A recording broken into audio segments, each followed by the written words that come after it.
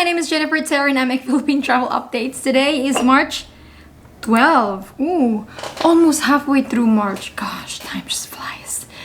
In this update, I have some good news to share.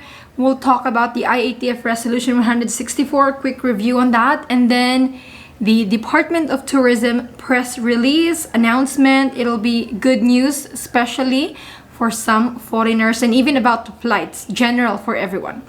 Let's start with the antigen test. You already know, if you watched our updates yesterday, that there will be now two options for your testing requirement to the Philippines.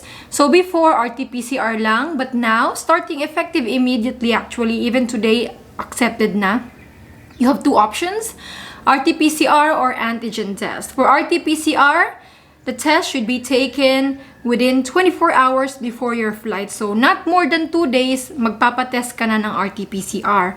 While for antigen test, you can be tested within the day before your flight. It's a laboratory-based antigen test taken within 24 hours prior to flight departure.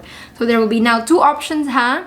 And just a reminder for anyone traveling here with children, that children who are 3 years old and below are exempted from showing a negative test result. So children who are 3 years old and below, no need to get tested. No need po. They are exempted. As long as they are asymptomatic, no COVID symptoms. A lot of people are happy with this antigen test acceptance, no? Because we know that antigen test is much cheaper and the results can be released much faster.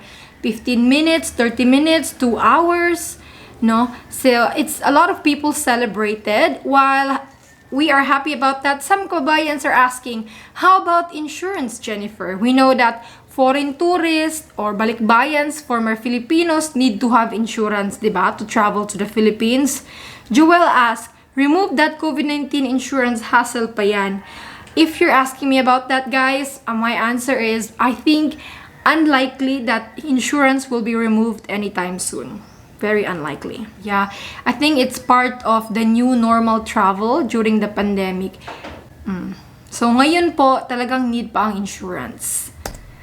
Now, Philippines is open to 157 countries. Well, there are more than 157 countries in the world. So it actually means that the Philippines is not really fully open to the world. They are only open to 157 countries. Well, that may change very soon.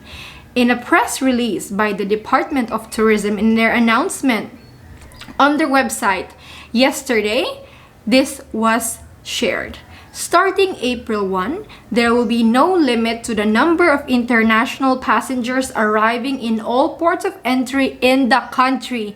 Meaning, in this statement, the Department of Tourism made this announcement following the decision of the IATF to lift the arrival quota for unvaccinated passengers in all ports of entry. So this is starting April 1, yung arrival cap or arrival quota is lifted for the unvaccinated. Diba, we know that in Manila there's 10,000, in Cebu 2,000, and in Clark 1,2. Well, according to this announcement by the Department of Tourism, starting April 1, lifted na ang arrival quota for unvaccinated. That's very good news. Oy, does that mean the unvaccinated foreigners will be allowed to enter by April 1? No. Only the IATF can change the rules, guys. For now, only what we know now, and based on the announcements, only fully vaccinated foreign nationals will be accepted. But who can change that? Who can say, oh, let us accept unvaccinated foreign nationals? Only the IATF experts, the doctors.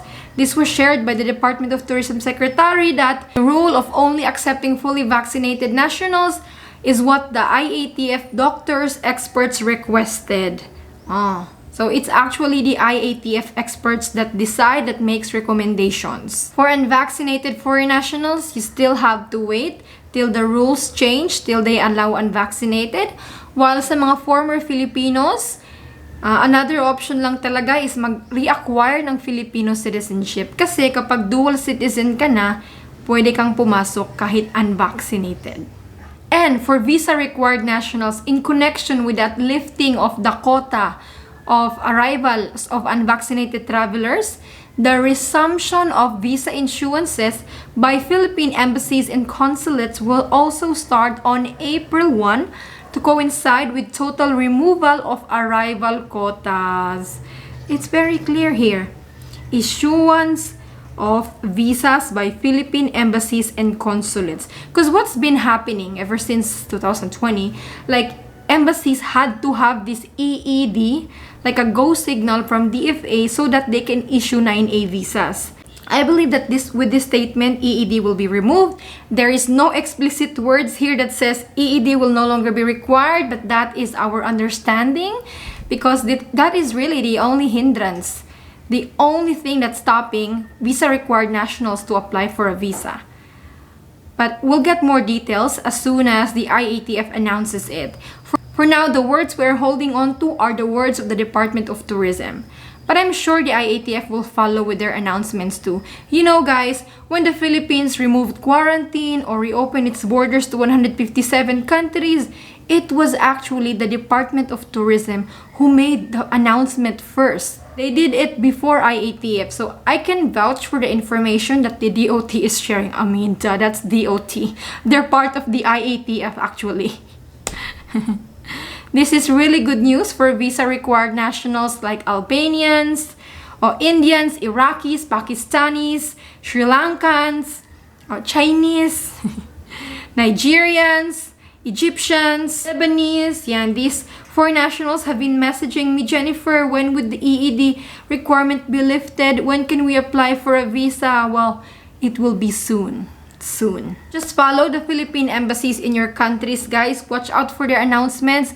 I strongly suggest if you don't have Facebook, make Facebook page because Facebook is very used here in the Philippines, and even government agencies use Facebook a lot.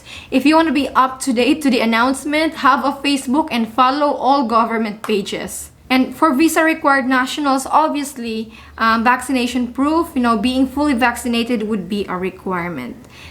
As the country opens to all fully vaccinated tourists from all countries, it means that the country's tourism industry is well on its way to recovery. Well, for the accepted vaccination proof, 3 countries were added yesterday. Now, this is the complete list of accepted vaccination proof in the Philippines, the reciprocity list. And there are now 69 countries on this list. This is the list by the IATF. There are actually 4 nationals who are vaccinated in countries not on the reciprocity list. Like the other day, a Russian national vaccinated in Russia arrived in the Philippines and his Russian certificate was accepted, no problem.